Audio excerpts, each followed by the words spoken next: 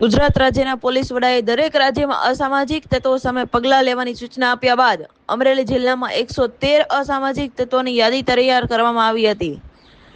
Amreli police તંત્રની અસામાજિક તત્વો સામે ઝુંબેશ શરૂ કરવામાં આવી છે.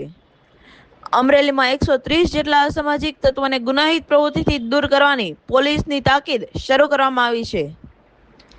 અમરેલી જિલ્લાના 150 જેટલા પાસા તડીપાર આરોપીઓને કડક કાયદાની સજા આપતા અમરેલી એસપી ગુનાહિત પ્રવૃત્તિઓને કારણે પરિવારને પડતી યાતનાઓને અંગે પોલીસ વિશેષ સમજણ આપી રહી છે.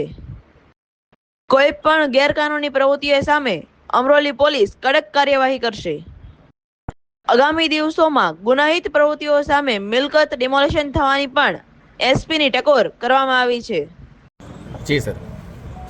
અમરેલી જિલ્લા પોલીસ તરફથી હાલમાં જે રાજ્ય સરકાર તરફથી અસામાજિક તત્વો વિરુદ્ધ ઝુંબેશ ચાલી રહે છે, તે ઝુંબેશના અનુસંધાનમાં જિલ્લામાં છેલ્લા 5 વર્ષમાં જે ઇસમો ઉપર પાસા થયેલ છે, તડીપારના ગુનામાં તડીપાર થયેલ છે, દારૂના ગુનામાં સંડોવાયેલ છે, મિલકત વિરોધની ગુનામાં સંડોવાયેલ છે, વ્યાજખોરીના ગુનામાં સંડોવાયેલ છે અથવા એને સિવાય અન્ય કોઈ ગુનામાં સંડોવાયેલ છે, એ લોકોને એક સમજ આપવા સારું આજરોજ જિલ્લા પોલીસ તરફથી આશરે 125થી 30 લોકોને અહીંયા જિલ્લા પોલીસ હેડક્વાર્ટરમાં બોલાવવામાં આવ્યા હતા.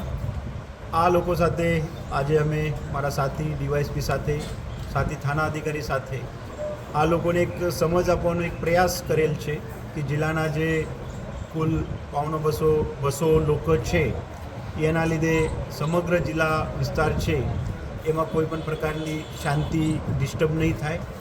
અને અગર એ વસ્તુ બને તો હાલ સમગ્ર રાજ્યમાં અને અમરેલી જિલ્લામાં જે અલગ અલગ કામગીરી કરવામાં આવે છે, જે અસામાજિક તત્વો છે એમના વિરુદ્ધમાં પોલીસની જે દંડ વિધાનમાં કાર્યવાહી છે તે મુજબ તો કાર્યવાહી કરવામાં જ આવે છે. પણ તે સિવાય પ્રશાસનના જે બીજા અંગ છે, મહેસૂલ રાહે કોઈને દબાણ હોય દબાણ કાઢવાનું, વીજ બોર્ડ છે એના થકી કોઈનું ખોટું વીજળીનું કનેક્શન હોય, પેમેન્ટ કરવાનું બાકી હોય તો એ કનેક્શન તોડવાનું, નળ પાણીનું કનેક્શન તોડવાનું, ફોરેસ્ટ ખાતા હોય અથવા અન્ય કોઈ ખાતા હોય, વાહન વ્યવહાર વિભાગ હોય, એના વાહનો હોય, એ વસ્તુમાં પણ એ બાબતે પણ જિલ્લા પોલીસ તરફથી એક સક્રિય કામગીરી કરવામાં આવશે.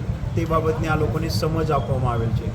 સાથે સાથે આ લોકો સાથે ચર્ચા કરતાં આ લોકોના ભૂતકાળના જે ગુના છે, એ લોકોની ગુના પછીનું શું વર્તન રહ્યો, અમુક લોકો જે ભૂતકાળના ગુના છે ત્યારબાદ શું બોધ લીધો, કેવી રીતે સુધર્યા છે, હાલ શું પ્રવૃત્તિ કરી રહ્યા છે, બીજા એના સાથી મિત્રો શું કરી રહ્યા છે, તે બાબતમાં પણ અમે લોકોએ એના પાસેથી સમજાવી લીધું.